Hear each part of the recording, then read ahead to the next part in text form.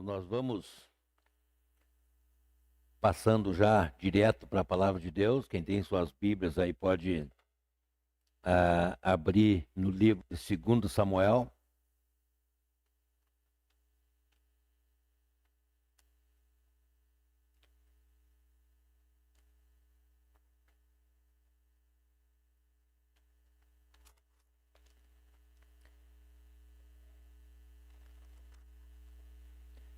Capítulo 23.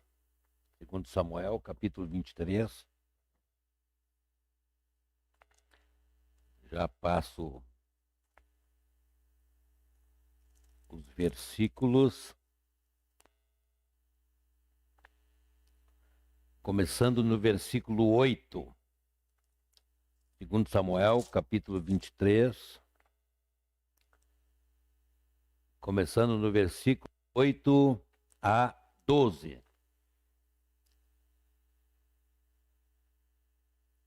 Já ia fazer uma leitura errada. Aqui. Aí.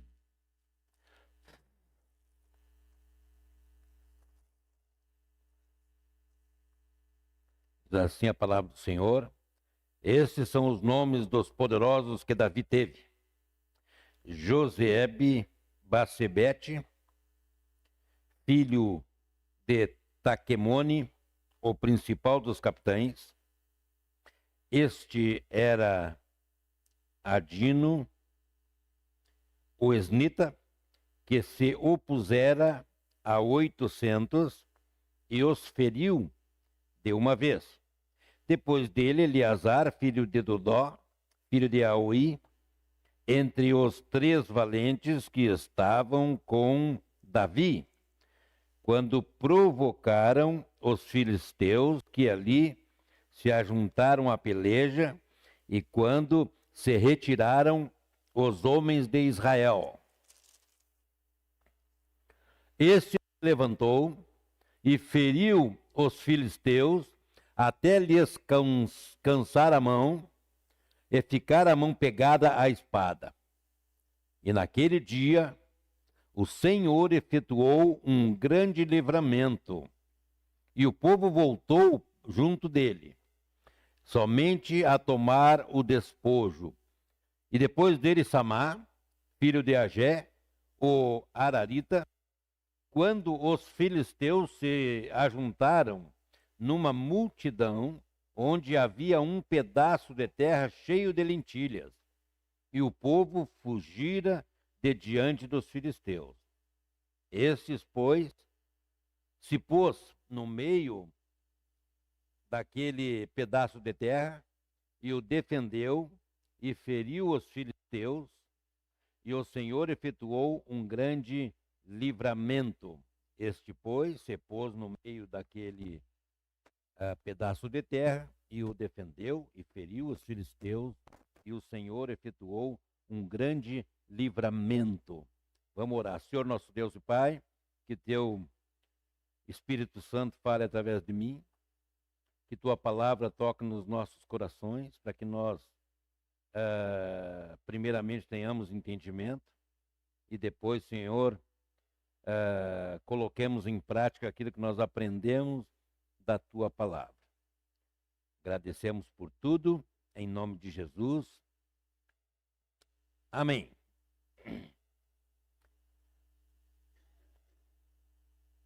Aqui no capítulo 8,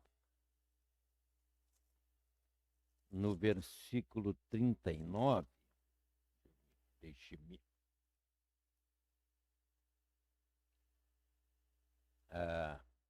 Esse acho que é 1 Samuel.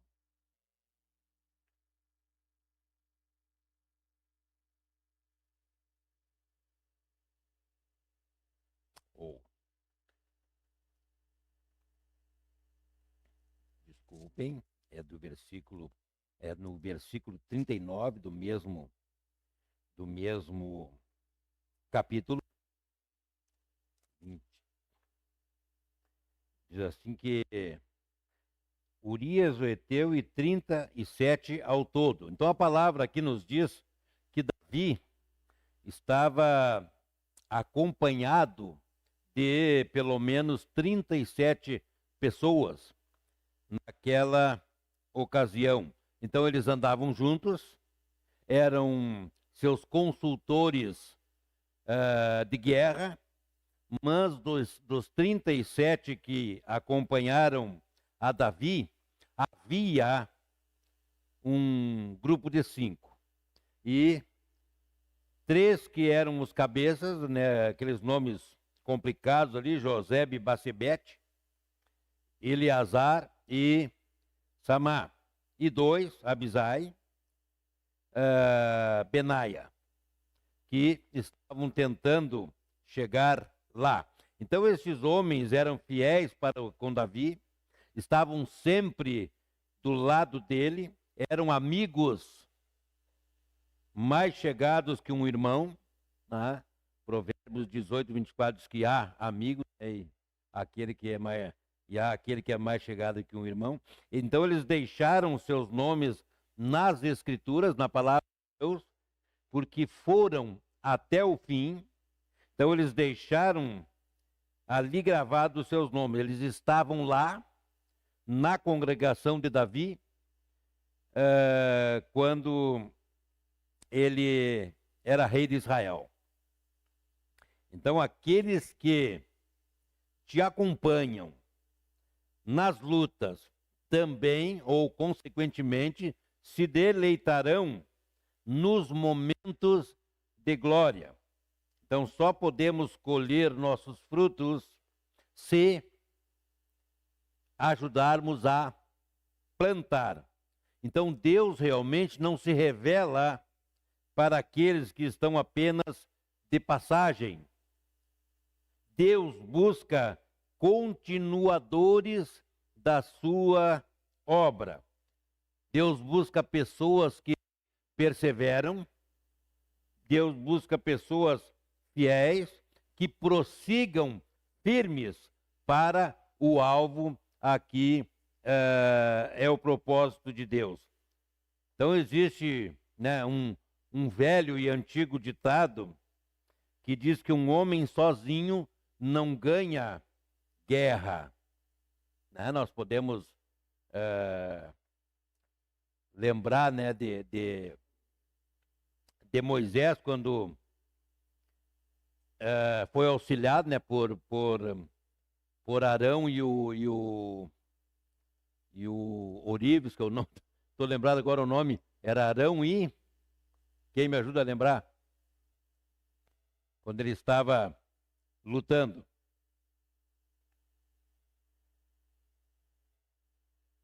Eu não lembro, daqui a pouco eu lembro o nome do outro, né?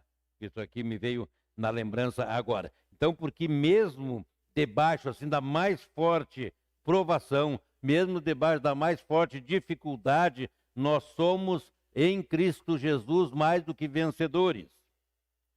Não são as circunstâncias que nos tornam vencedores, mas o sangue de Cristo, mas a nossa fidelidade diante de Deus. Não se preocupe que eu tenho bastante folhinhas aqui, ó, mas não é tão grande. É que eu boto letra grande, então dá várias folhas, porque senão eu não enxergo, né? Então hoje eu quero realmente, depois dessa introdução, mostrar que nós vamos aprender aqui algumas lições com base na passagem aqui sobre os valentes de Davi, né? Então eram homens que estavam preparados para toda e qualquer batalha, né, que eles poderiam enfrentar. Então, primeira coisa que nós podemos observar aqui é que os valentes de Davi, ou os valentes de Deus, eles não se amedrontam diante do tamanho do inimigo. Isso faz lembrar, né, Davi quando enfrentou lá o gigante Golias, né? Ele usou do nome do Senhor para enfrentar lá aquele gigante e venceu aquela batalha. Então aqui no versículo 8, nós vemos ali o Josebe Basebete, né? ele braniu ou levantou, né, a sua lança contra 800 homens e os feriu. Então a gente pode ver que na proporção assim, ó, um só contra 800, mas ele estava com o poder de Deus na vida dele. Ele estava fiel a Deus e conseguiu vencer aquela batalha. Então nós podemos imaginar que quem enfrenta 800 homens, né, ele poderia imaginar para a época o pior inimigo que ele tinha, ou que eles tinham naquele momento, né? Então, quando a gente vê que ele está enfrentando 800 inimigos, o primeiro inimigo que ele precisa enfrentar é o medo. Então, muitas vezes, nós vemos irmãos com medo de se tornar um missionário, porque não quer escutar a voz de Deus, não sabe para que lugar vai, né? Pouco tempo atrás, agora, nós vimos, né, um missionário lá no Quênia, que foi morto por muçulmanos, né? E provavelmente os missionários estão com medo de ir lá dar a continuidade para aquele trabalho. Ele foi morto, mas ele deixou frutos lá. Então, nós precisamos, diante dos obstáculos, diante das dificuldades, não escutar aqueles que agem negativamente diante das dificuldades, né? Então nós não devemos escutar o que as pessoas de pouca fé, as pessoas de pouco ânimo nos dizem. Nós precisamos escutar sim aquilo que Deus diz, né? Então, quando Deus age por nós, ou age junto conosco, Isaías 43, 13 diz que, agindo Deus, quem impedirá? Também em João capítulo 11, versículo 40, né, o Senhor Jesus Cristo diz assim, ó, se creres, verás a glória de Deus. E também ele diz em Marcos capítulo 9, versículo 23, que tudo é possível ao que crer. Então nós devemos pôr em prática aqueles planos que nós sabemos que agradam Deus. Nós precisamos, no mínimo, tentar, né, pela fé, senão nós seremos eternamente perdedores. Então, na velhice, e eu confesso para vocês que já tenho algumas coisas que eu me arrependo. Tem coisas hoje em dia que eu digo assim, se eu fosse mais novo, fazia isso, isso, isso, isso. E quando tive a oportunidade, eu não fiz.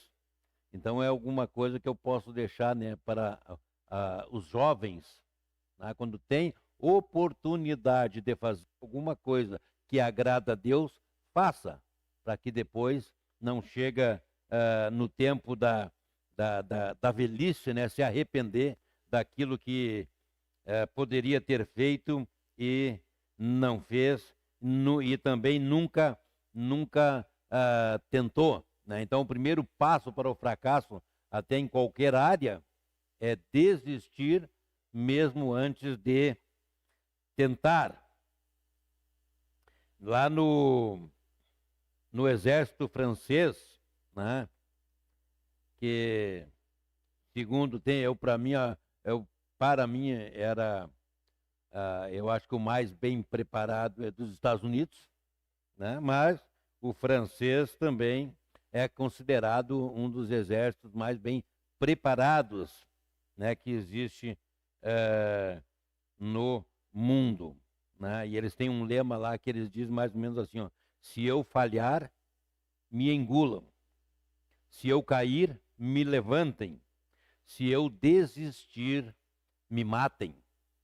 Então lá, realmente naquele exército, lá não há lugar para covardes. E a mesma coisa é na obra de Deus. Não há lugar para covardes. Se tu é covarde, nem começa, né? Então, tem que realmente agir de uma forma bem corajosa.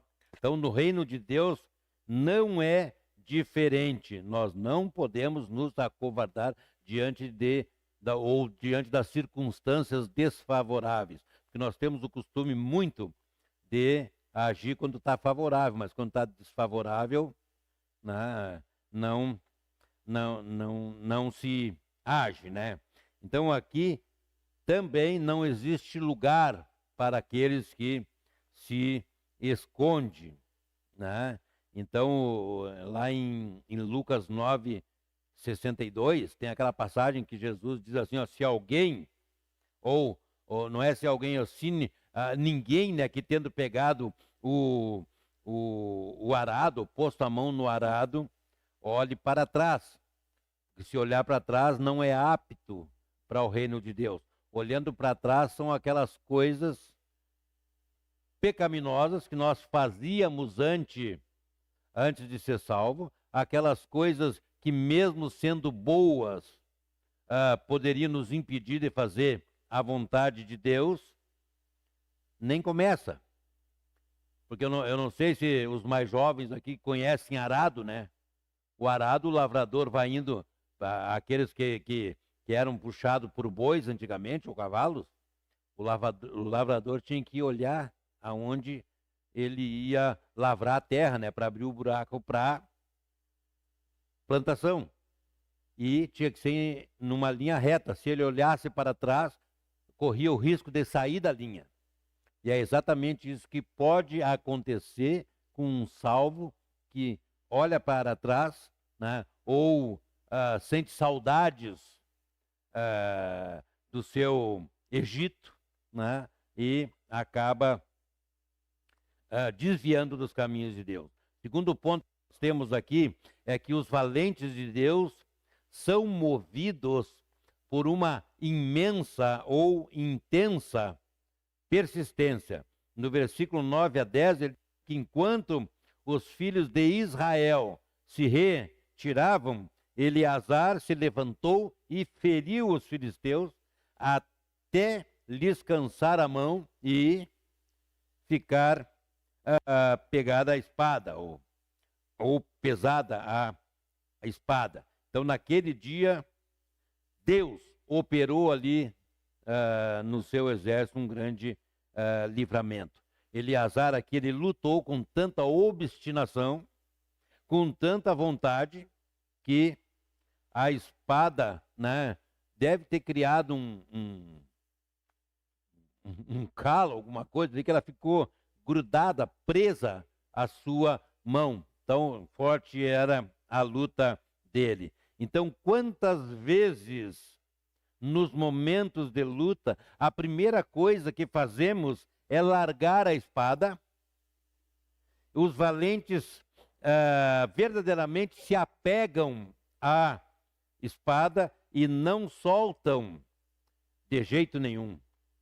Então, quando eu entrei na brigada, e no exército também é assim, né, no tempo de aluno, o que eles fazem? Eles nos dão uma arma, né? E o comandante lá diz, ó, essa arma é tua namorada, né? Essa arma aqui é tua esposa. Tu não podia largar de jeito nenhum aquela arma, tinha que cuidar e zelar por ela. E a mesma coisa que era feito naquela época ali, ó.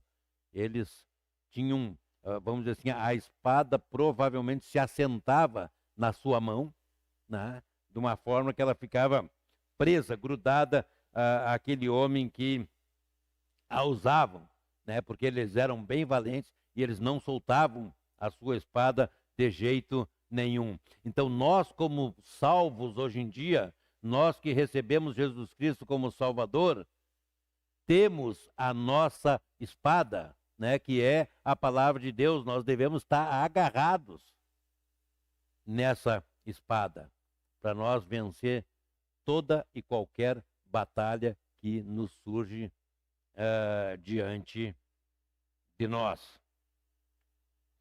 Então, acreditar no amanhã faz parte da fé, faz parte do perseverar na nossa vida cristã.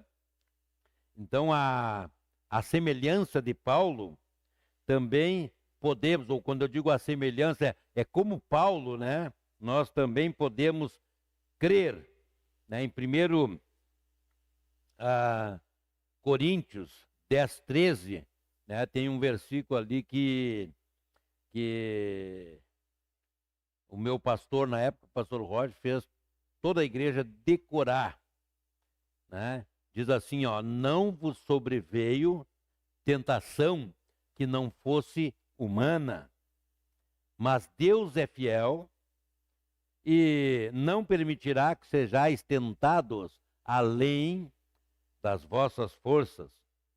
Pelo contrário, juntamente com a tentação, vos proverá livramento, de sorte que a possais suportar. O que eu aprendo com isso aqui? Que nós somos indesculpáveis quando cometemos pecado. E já ouvi irmãos justificando, colocando culpa em outro. Ah, eu não resisti àquela tentação, né? E quando alguém, qualquer um de nós, assim, não resistir àquela tentação, quando alguém afirma isso, está dizendo que Deus não nos dá poder para resistir. Lá em São Cepé, é muito fácil de se conseguir, não, de se ver alguém que diz assim, eu quero largar o vício do cigarro, eu quero largar o vício da bebida, mas eu sou tentado e não consigo. Eu digo, se tu passa na frente do bar e tu não resiste, passa pela rua de trás. É um escape. E isso serve para cada um de nós que, porventura, tenha esse costume de dizer, não resistir à tentação. Então, os valentes de Deus são, sim, fiéis até o fim, na luta e nas batalhas que ele venha a enfrentar na sua vida. Então, eles sabem que Deus conhece os seus limites. Então, nós aprendemos com isso que Deus não vai colocar diante de nós alguma coisa que Ele não nos capacite a vencer. Porque em Cristo Jesus somos mais do que vencedores. Um terceiro ponto que nós temos aqui é que os valentes de Deus defendem aquilo que conquistaram. No versículo 11, diz ali que onde havia um pedaço de terra cheio de lentilhas, né, o povo fugia, aliás, dos filisteus. E diz que pôs-se Samá no meio daquele terreno e o defendeu e feriu os filisteus, e o Senhor efetuou um grande livramento. Então esse Samá aqui mais ou menos para nós entendermos, ele diz aqui não, aqui tem dono. Os outros fugiram, os outros temeram, mas eu fico aqui, porque eu estou fazendo a vontade do meu Deus. Então Samá aqui, ele defendeu uma plantação de lentilhas, né, que os filisteus invadiam, né, e enquanto todos fugiram, ele permaneceu ali.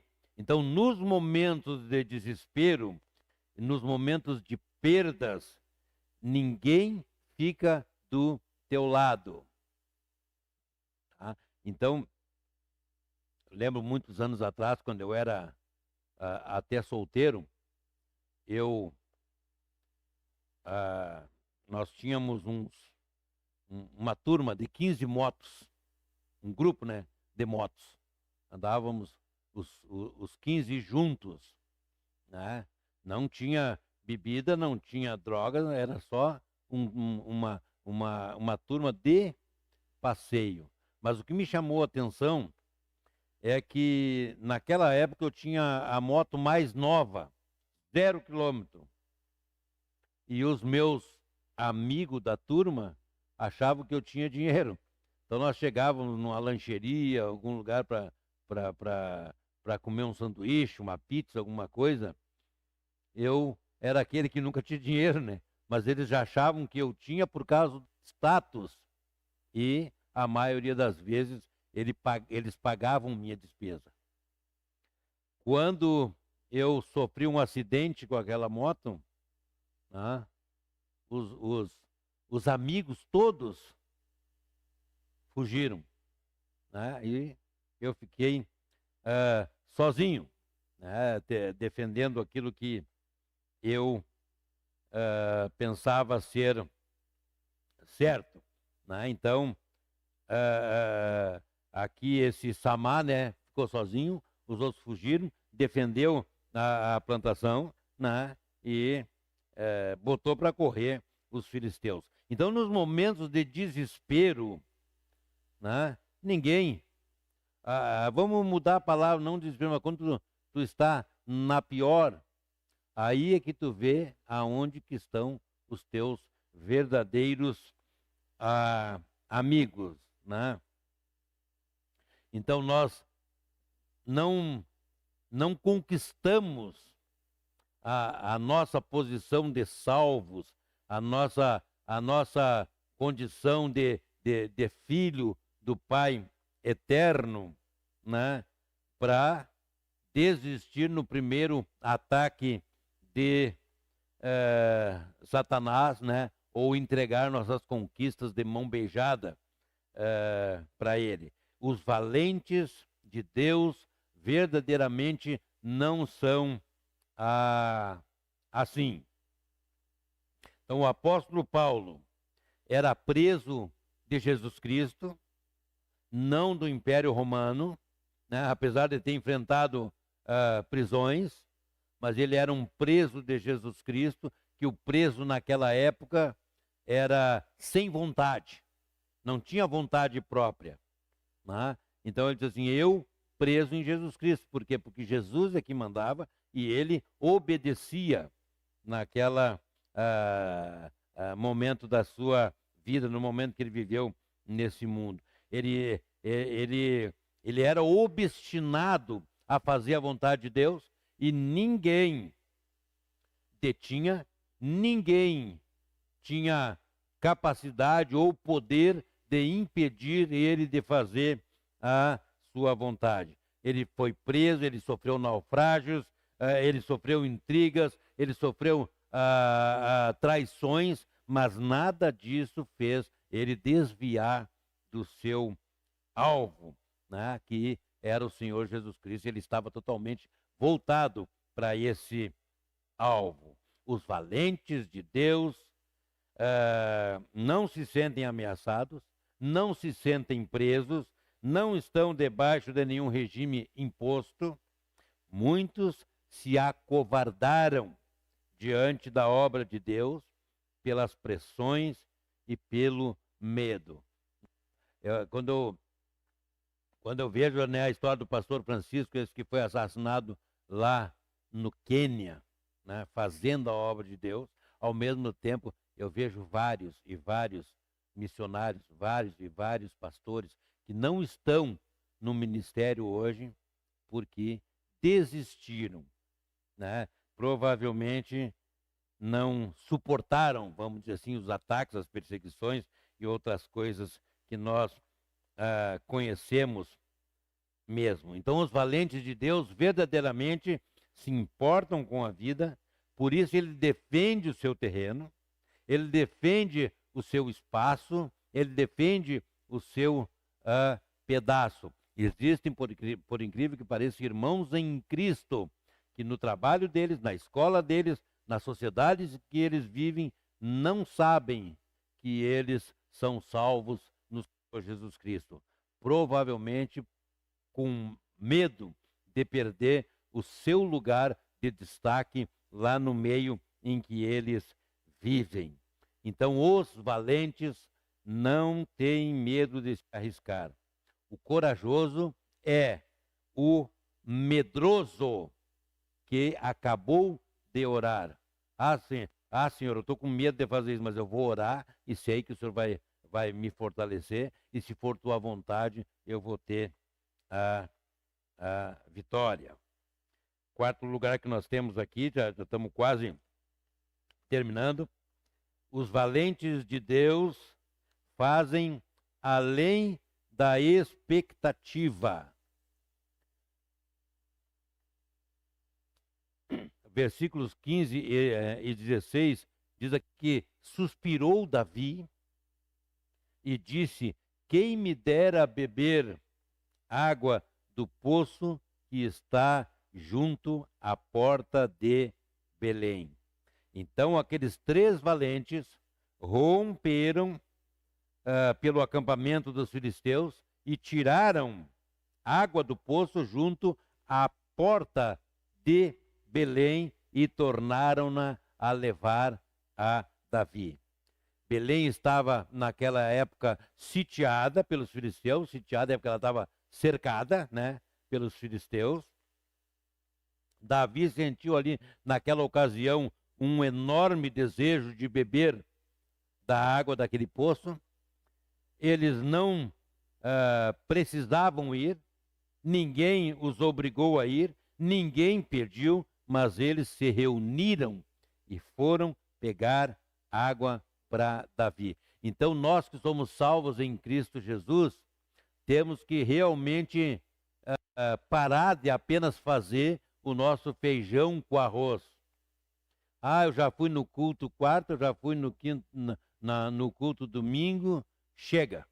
Não faço mais nada para a obra de Deus. Já cumpri o meu compromisso, né, religioso para essa semana.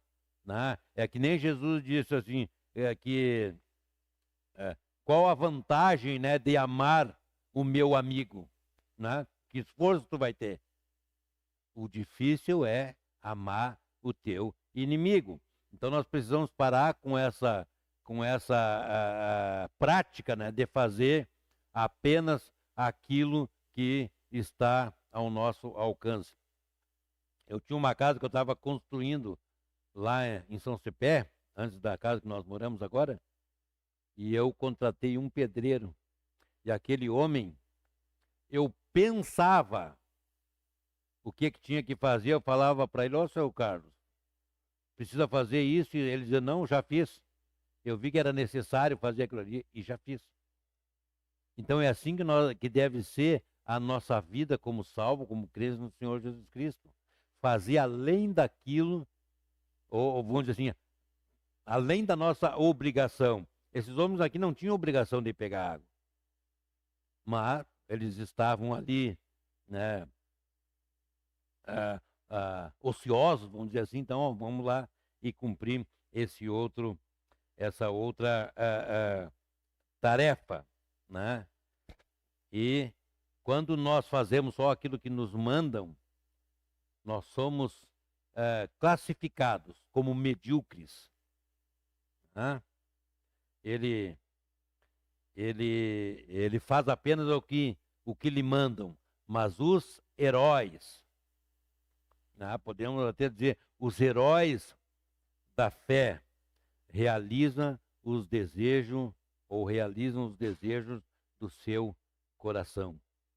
Eu desejo ajudar mais em missões, eu desejo evangelizar mais, está no meu coração isso, então eu vou lá e realizo isso que estou propondo no meu coração. Então nós não existimos apenas para fazer o que Deus manda, mas existimos para agradar o coração de Deus, sem que Ele nos peça.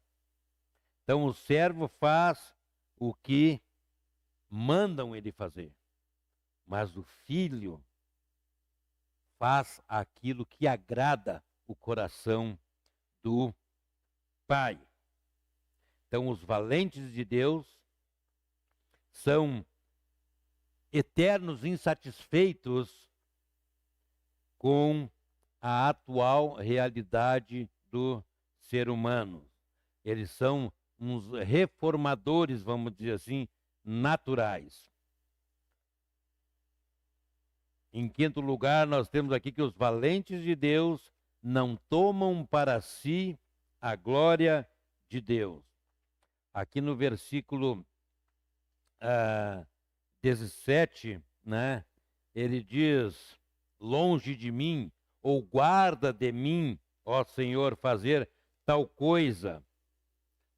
Beberia eu o sangue dos homens que lá foram com perigo de sua vida, de maneira que não o quis beber. Então, para os valentes de Deus, as necessidades deles não são maiores que as necessidades do reino. Não podemos confundir o sucesso da causa que nós defendemos com a nossa vida.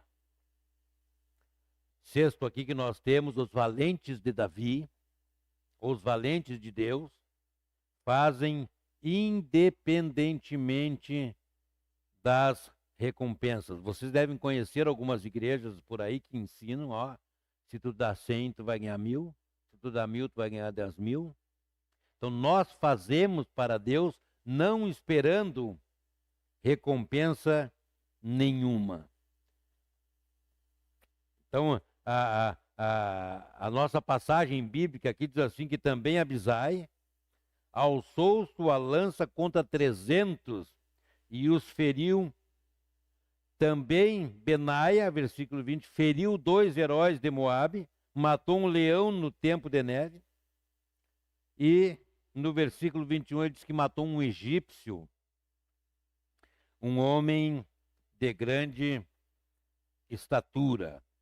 Então, Abisai e Benai fizeram sim proezas, mas não chegaram lá. Então Deus realmente conhece o nosso lugar, Deus é fiel e justo. Então muitas pessoas fazem coisas para o reino apenas por recompensas.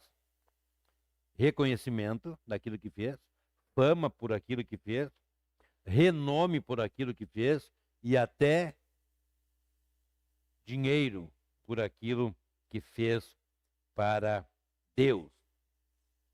Então Deus realmente procura adoradores que o adorem em espírito e em verdade. A igreja do Senhor Jesus Cristo precisa desesperadamente de valentes de Deus. Gigantes que não se dobrem a nenhum outro Deus, a nenhuma outra obra, a nenhum outro propósito, a nenhum outro desejo. O reino de Deus é constituído de lutadores com sede de vitória, com vontade de fazer o melhor, ou seja, lutadores obstinados.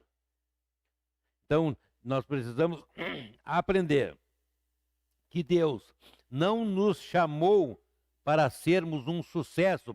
Como ele é um sucesso, reúne um monte de pessoas.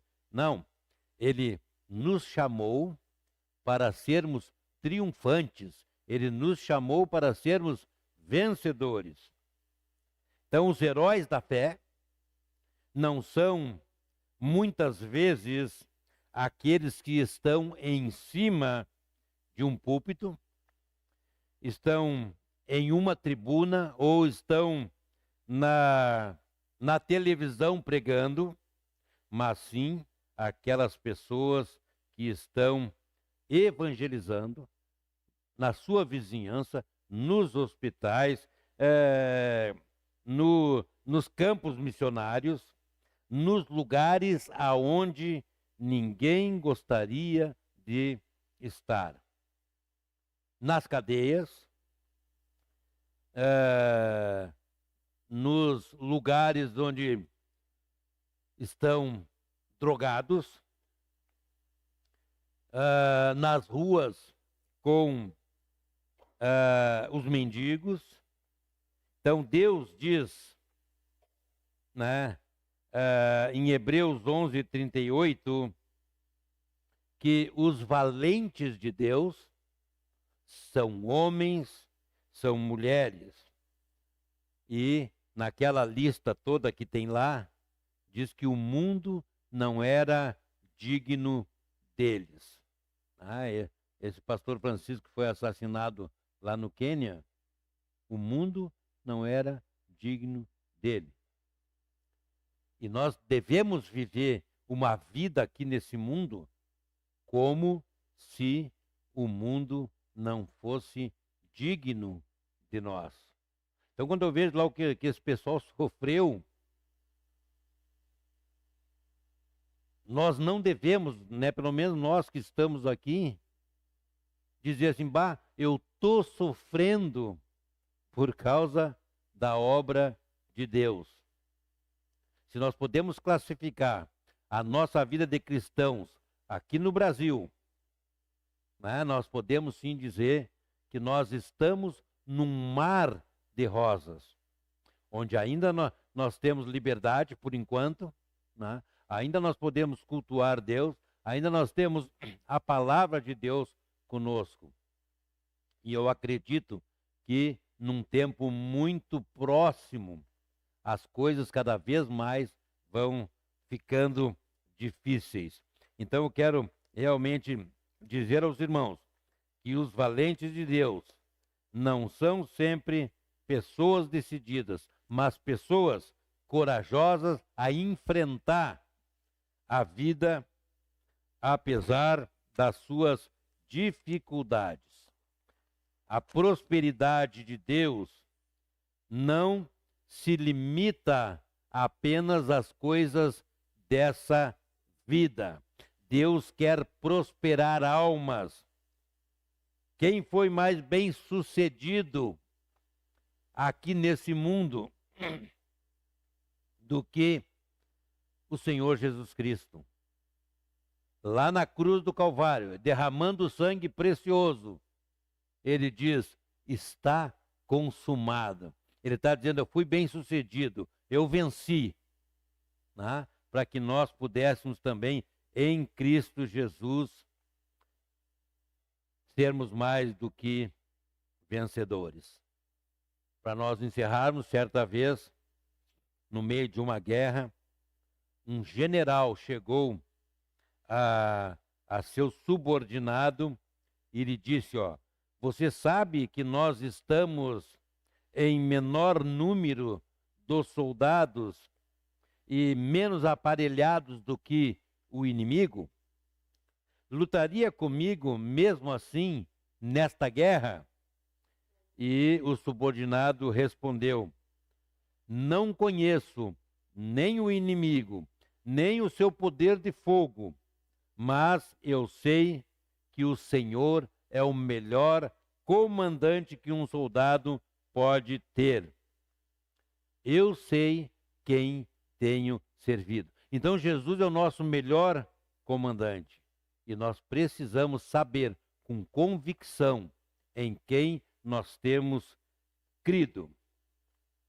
Então as tempestades fazem uma árvore forte. As provações, lutas que nós enfrentamos aqui, faz o cristão forte. Amém? Vamos orar. Obrigado, Senhor Deus, pela tua palavra. Obrigado, Deus, pela fidelidade desses homens que estavam com Davi. Eu peço, Deus, que o Senhor trabalhe no coração de cada um de nós, principalmente o meu, para que eu chegue, Senhor, a a coragem que esses homens tiveram, a fidelidade que esses homens tiveram em ajudar o seu comandante. Nós queremos, Senhor, servir o Senhor Jesus Cristo da maneira que Ele merece, com toda a honra e com toda a glória. Agradeço, Pai amado, a presença dos irmãos, a paciência dos irmãos em ouvir a mensagem da Tua palavra hoje à noite. Nós oramos e pedimos tudo isso em nome de Jesus. Amém.